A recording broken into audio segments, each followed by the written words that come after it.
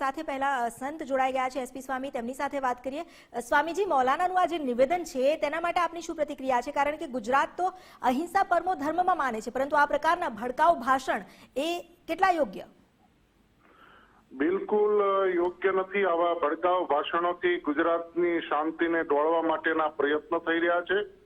ગાંધીજી અને સરદારના ગુજરાતની અંદર આવી રીતે લોકોને ઉશ્કેરવા માટે મૌલાનાએ જે ભાષણ કર્યું એને સખ્ત શબ્દોમાં હું વખોડી કાઢું છું અને ગુજરાતની જનતામાં શાંતિ જળવાઈ રહેશે એવી અપેક્ષા રાખું છું।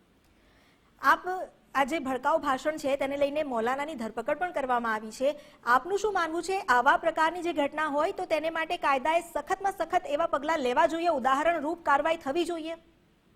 ચોક્કસ આવી રીતે જે ભડકાઉ ભાષણો કરે છે અને બે સમાજ વચ્ચે વૈમનસ્ય ઉભું કરવા માટે આ મૌલાના જેવા જે ભાષણો કરે છે એની તાત્કાલિક ધરપકડો થવી જોઈએ અને કાયદાની અંદર પણ પ્રોવિઝન લાવવું જોઈએ અને આવી કોઈ પણ આવી રીતે ભાષણો કરે એને તાત્કાલિક એક્શન અને પગલા સરકારે લેવા જોઈએ અને જે એમની અટકાયત થઈ છે એ ખૂબ સરાહનીય છે। અહીં એ પણ સવાલ થાય છે કારણ કે જ્યારે એક ધર્મગુરુ હોય તો એ આખા સમાજને આંગળી ચીંધતો હોય છે, માર્ગદર્શન કરતો હોય છે, પરંતુ મૌલાના જે પોતે એક ધર્મગુરુના સ્થાને છે તે જ આ પ્રકારના નિવેદન કરે તો પછી ધર્મગુરુ પર પણ કેટલો વિશ્વાસ રહે? હા, ચોક્કસ ધર્મગુરુએ જે રીતે લોકોમાં ભાઈચારો વધી રહે, શાંતિ જળવાઈ રહે અને સત્યને ઉજાગર થાય એવી રીતે બોલવું જોઈએ। એના બદલે આવી રીતે ભડકાઉ બયાનો કરી સમાજમાં જે દોડવા માટેનો પ્રયત્ન થઈ રહ્યો છે એ ખૂબ નિંદાને પાત્ર છે। જી, આભાર આપ અમારી સાથે જોડાયા તે બદલ। હાલ તો જે સાધુ સંતો છે તેમાં પણ ખૂબ જ રોષ જોવા મળી રહ્યો છે કારણ કે આ પ્રકારનું નિવેદન એક ધર્મગુરુને છાજે તેવું બિલકુલ નથી। આવા ભાષણ કરે તેને કેવી રીતે એક ધર્મગુરુ કહેવાય? કારણ કે ધર્મગુરુની જવાબદારી હોય છે કે સમાજને એક સાચો રાહ બતાવે આદર્શો સાથેનો, પરંતુ આ પ્રકારે વેરમનસ્ય જો ફેલાવતો હોય તો એ ધર્મગુરુ કેવી રીતે કહી શકાય એ પણ સવાલ ઉઠી રહ્યો છે। આવા લોકો સામે કડક કાર્યવાહી થવી જ જોઈએ, ઉદાહરણ રૂપ કાર્યવાહી થવી જોઈએ કે જેથી સમાજ વચ્ચે જે વેરભાવ છે તે વધે નહીં અને એક જે તાલમેલ છે બેસી રહે। ગુજરાતની શાંતિને દોહડવાનો પ્રયાસ ક્યારેય સાંખી નહીં લેવાય। આવા લોકો સામે કડક કાર્યવાહી થવી જોઈએ એવો સંતો પણ પ્રતિક્રિયા આપી રહ્યા છે।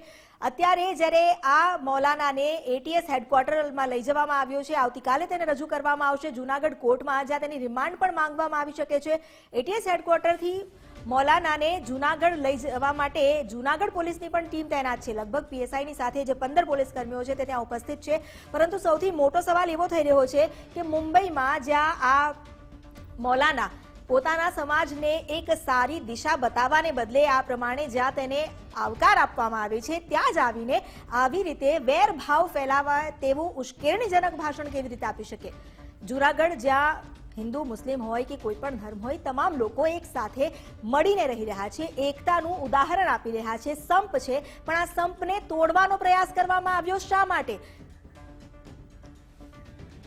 અમારી સાથે સ્વામિનારાયણ સંપ્રદાયના સંત રાધારમણ સ્વામી પણ જોડાયા છે। સ્વામીજી, આ જે મૌલાનાએ ઉશ્કેરણીજનક ભાષણ આપ્યું, સવાલ તો એ જ થાય છે કે એક ધર્મગુરુ આ પ્રકારનું ભાષણ કેવી રીતે આપી શકે? કેટલું યોગ્ય કહી શકાય આને? કડક શબ્દોમાં એની હું નિંદા કરું છું, કારણ કે ધર્મ ક્યારેય કોઈને તોડતો નથી। કોઈ એમ કહેતું હોય કે મારો ધર્મ શ્રેષ્ઠ છે અને ધર્મની આડમાં જ્યારે કોઈ કોમ વચ્ચે હિંસા થાય એવા પ્રકારના ઉશ્કેરણીજનક શબ્દો એ ક્યારેય પણ સ્વીકાર્ય નથી, કારણ કે નથી એ ધર્મના ઢીલા કલંકો છે, મનુષ્યોના અલ્પતાની ભાત ખટકે છે, કોઈને નાત ખટકે છે, પણ અમને તો સંકુચિત દ્રષ્ટિના ઉત્પાત ખટકે છે। એટલે ભારતીય સંસ્કૃતિ એ સભ્યતાથી માનનારી સંસ્કૃતિ છે અને ભારતમાં જે લોકો રહે છે એના માટે તો ભારત મારો દેશ છે, બધા ભારતવાસીઓ મારા ભાઈ બહેન છે, એટલે સહિષ્ણુતાનો આ દેશ છે અને આમાં ક્યારેય પણ હિંસાને ક્યાંય સ્થાન છે જ નહીં। એટલે આ પ્રકારના અને એ પણ કોઈ જવાબદાર વ્યક્તિ જ્યારે બે જવાબદાર નિવેદનો કરતા હોય છે ત્યારે એ દુઃખદ છે, નિંદનીય છે અને કડક શબ્દોમાં હું એની નિંદા કરું છું। બિલકુલ, આપે જે જણાવ્યું કે દરેક ભારતીય માટે પહેલી ઓળખ તો તેની ભારતીયતાની જ હોય, પરંતુ આ આપણો દેશ જે બિન સાંપ્રદાયિક છે, જેમાં આપણને સહિષ્ણુતા હોય, દયા હોય, કરુણા હોય, દયા હોય, આ પ્રકારના વૈમનસ્ય ફેલાવે તેવા વિચારો, આ વિચારોને રોકવા માટે શું કરવું જોઈએ? આવા ભાષણો જ્યારે કોઈ કરતું હોય ત્યારે તો સૌથી પહેલા જે કોમ્યુનિટીના વડા આવા ભાષણ કરે છે ત્યારે સૌથી પહેલા તો એ કોમ્યુનિટીના લોકોએ એમના વડાને કહેવું જોઈએ કે ભારતમાં અમે રહીએ છીએ તો અમે ભારતના જ છીએ, આટલો પ્રેમ ભારતમાંથી અમને મળે છે, અમે બધા સંપીને રહીએ છીએ, ત્યારે આ પ્રકારના ભાષણ કરીને તમે શું સિદ્ધ કરવા માંગો છો? આ શાંતિ દોહળવાનો પ્રયત્ન કરો છો અથવા તો આની પાછળ તમારો અંગત કઈ સ્વાર્થ છે? પ્લીઝ તમે ક્યારેય પણ ભારતમાં આવી હિંસાઓ થાય એવા શબ્દો બોલીને તમે અમને ઇનડાયરેક્ટલી ક્યારેય નુકસાન ન પહોંચાડશો. માટે આવા ભાષણો તમે ક્યારેય ન કરશો, એ તમારી મોટા મોટી સમાજ સેવા હશે. આવું એ કોમ્યુનિટીના લોકોએ કહેવું જોઈએ. બિલકુલ. અને એ પણ છે કે જ્યારે આપણે કમ્યુનિટીની વાત કરી રહ્યા છીએ, એવું નથી કે સૌ કોઈ ખરાબ હોય છે, પરંતુ આ વાત એવી થાય છે કે ટોપલામાં એક સફરજન ખરાબ હોય અને બધા ખરાબ થઈ જાય. આપણે પણ જે જનતા છે તેને પણ શું અપીલ કરશો? કારણ કે આવા જે ભડકાઉ ભાષણ છે તેનાથી કેટલાય લોકોની પણ લાગણી દુભાતી હોય છે.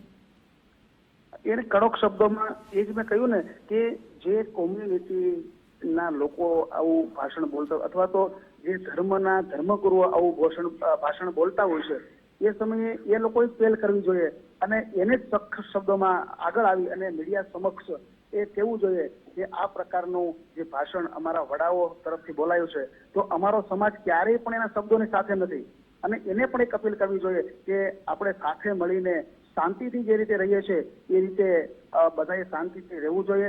આ શબ્દો સાંભળીને પણ ક્યારેય પણ શાંતિ ડોળાય એમાં ક્યારેય આપણે કોઈ સહકાર કે સહયોગ આપવાનો નથી. આવું એને આગળ આવી અને કહેવું જોઈએ. જી બિલકુલ, આપ અમારી સાથે જોડાયા, આભાર આપનો. સભામાં ભડકાઉ ભાષણ કરવાને લઈને સાધુ સંતો મહંતો પણ આ મૌલાનાના એ ભાષણની નિંદા કરી રહ્યા છે. નિંદનીય કૃત્ય છે, કારણ કે ગુજરાત એ એકતાનો પ્રદેશ છે. અહીં જેટલા પણ લોકો વસે છે એ સંપ ભાવથી વસે છે.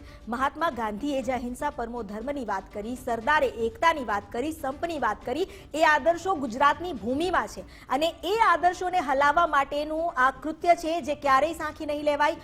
ગુજરાત એટીએસે હાલ તો તેને મુંબઈથી પકડી લીધો છે અને તેને ગુજરાત એટીએસના હેડક્વાર્ટર લઈ જવામાં આવ્યો છે અમદાવાદમાં. પરંતુ સૌથી મોટા સવાલ એ થઈ રહ્યા છે કે આ પ્રકારનું ભાષણ એક ધર્મગુરુ તરીકે એ કેવી રીતે આપી શકે કે જ્યારે તેના ઉશ્કેરણીજનક ભાષણથી કેટલાય લોકોની લાગણી દુભાય તો કેટલાય લોકો હત થાય છે. સભામાં ભડકાઉ ભાષણ આપનાર આ જે મૌલાના છે, આ કોઈ પહેલી ઘટના નથી. અગાઉ પણ તેણે 2 વાર આ પ્રકારની કરતૂત કરી છે અને ભડકાઉ ભાષણ આપ્યા છે.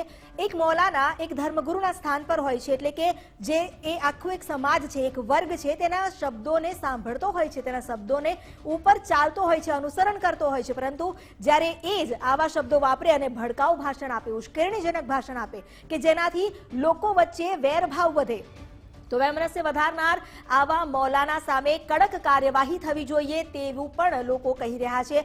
એ જરૂરી છે, કારણ કે કોઈ પણ સ્થાન હોય, ગુજરાત કે કોઈ પણ, ક્યારેય એ સાખી નહીં લેવાય કે એકતાને દોહડવા માટે, જે પ્રેમ ભાવનું વાતાવરણ છે તેને દોહડવા માટે કોઈ પણ આવે અને આવી રીતે કાંકરી ચાળો કરી જાય. જૂનાગઢમાં નરસિંહ સ્કૂલમાં જ્યાં તેને આવકાર આપવામાં આવ્યો હતો, ત્યાં આવીને તેણે ધર્મગુરુ તરીકે છાજે તેવું નિવેદન આપવા જોઈએ, તેવા જે સંદેશ છે આપવા જોઈએ, પરંતુ ત્યાં તેણે એવા ઉશ્કેરણીજનક શબ્દો કહ્યા.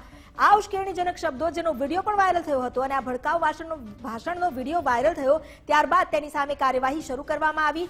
જૂનાગઢ પોલીસે તો તેની સામે ફરિયાદ નોંધી જ હતી, પરંતુ ત્યારબાદ ગુજરાત એટીએસની ટીમ જે મુંબઈ ગઈ અને મુંબઈના ઘાટકોપરથી આ ઉપદેશક, કહેવાતા ઉપદેશક મૌલાના જેમને પકડી લાવી.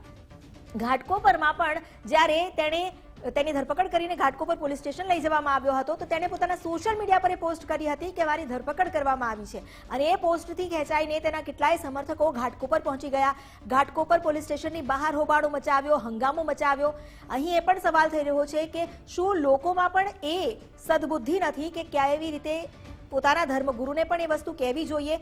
અહીં મૌલાના સલમાન અઝહરી, જેણે જૂનાગઢમાં નરસિંહ સ્કૂલમાં જે પણ ભાષણ આપ્યું, તો તેની સામે એ રજૂઆત કરવી પણ એટલી જરૂરી છે કે સંપ અમારો છે અને અમે સંપને જાળવી રાખવા માટે કટિબદ્ધ છીએ.